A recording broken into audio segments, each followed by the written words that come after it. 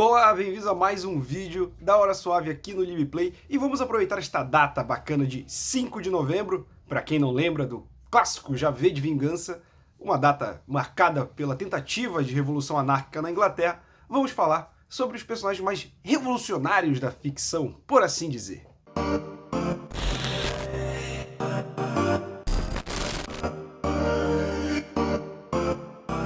Começando por um que muita gente não imagina que seja, mas eu estou falando do Flick, de Vida de Inseto. Pode até achar que não pode fazer muita coisa agora, mas isso é porque ainda não é uma árvore. Só precisa ter paciência. Ainda é uma semente. Sim, ele mesmo, a formiga atrapalhada que acaba despejando todo o alimento que eles coletaram para os gafanhotos, recruta um grupo de heróis, que ele acha, né, que os personagens do circo são heróis, para defender as formigas. Sendo que no final, as formigas percebem que elas, pelo número, são muito mais fortes que os gafanhotos, mostrando, assim, que não importa quão poderoso seja aquele que está no poder. A união faz a força e o proletariado vence. Deixem uma formiga nos desafiar, e aí todas vão começar a criar problemas. Essas lindas pequenas formigas estão em maior número do que nós. Se elas começarem a se tocar, acabou a nossa moleza! Em quarto lugar da nossa lista, um personagem não tão conhecido de quem só conhece o Batman pelos filmes ou videogames.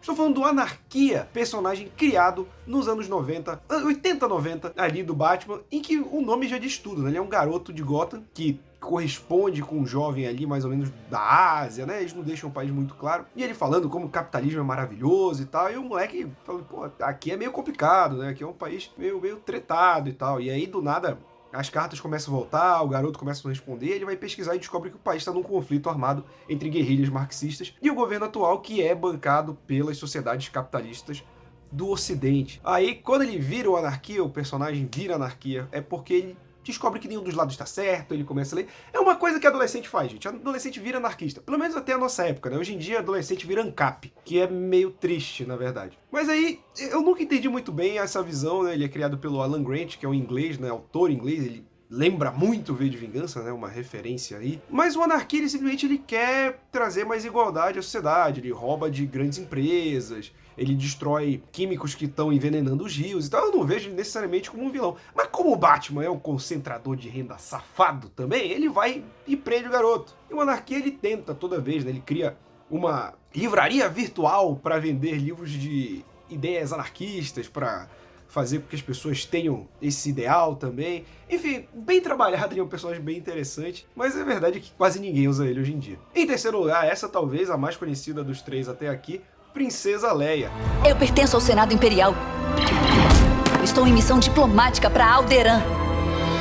Ao contrário do Batman, né, que fica lá concentrando renda e batendo em bandido, a Leia não se importa de ter uma posição privilegiada ali, aristocrática, mas ajuda a rebelião contra o Império. A Princesa Leia, que depois vira General Organa, né, ajuda no combate ao Império, ao Darth Vader, ao Palpatine, arrisca sua própria vida para pegar ali os planos da Estrela da Morte, para conseguir destruir, e é um personagem feminino forte. Ok, tem a parte lá do escravo, mas a gente ignora, foi mais adiante, mas ela bate de frente com o Darth Vader, ela não cede à tortura, ela realmente é uma personagem muito forte, muito mais forte, por exemplo, que o Luke com o Han Solo.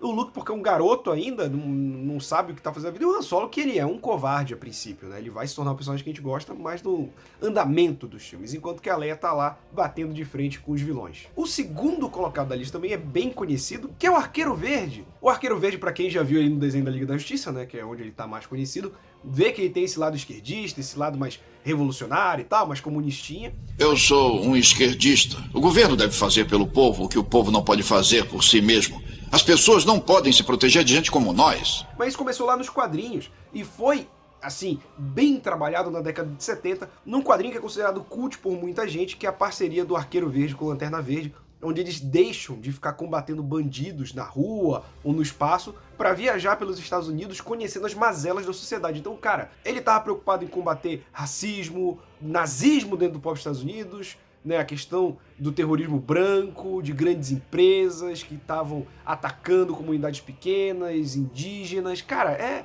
um quadrinho fantástico. Se você não leu, eu tenho aqui para recomendar isso aqui, ó. Esse material é maravilhoso, cara. Isso aqui é muito bom. E, assim, se você discorda desses ideais, não leia, né? Mas se você discorda de ajudar os outros, pra que você lê super-herói? O primeiro da nossa lista desse 5 de novembro não tinha como ser diferente. V, do V de Vingança, um anarquista que quer derrubar o sistema.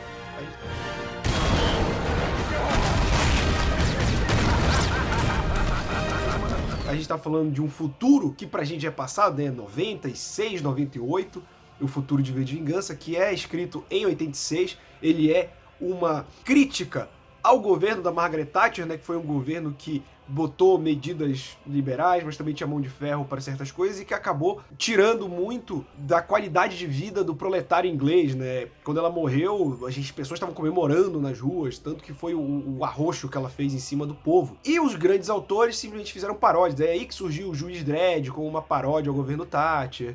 Ele surgiu antes, mas com o governo Thatcher ele se tornou cada vez mais autoritário. O V de Vingança é uma resposta a isso, né? Uma extrapolação, uma hipérbole do que poderia acontecer sob um governo totalitário. E ele é um anarquista na sua melhor definição. Ele quer derrubar o poder vigente e instaurar o caos para que a sociedade possa se renovar. Eu concordo com isso, eu já concordei muito. Devo dizer, como eu falei, adolescente tinha que virar anarquista, porque adolescente não gosta de nada. Mas quando você cresce, você vê que precisa de ordem, precisa de algo para ser estabelecido, porque o ser humano não funciona. Mas esse foi o nosso top 5 de personagens revolucionários para aproveitar esse 5 de novembro, essa comemoração importante nos quadrinhos, né? E se você gostou, deixa aquele like aqui embaixo, ativa o sininho que ativa a notificação de todos os vídeos que saem aqui. A gente tá toda semana. Não se esqueça de deixar aquele comentário e até semana que vem.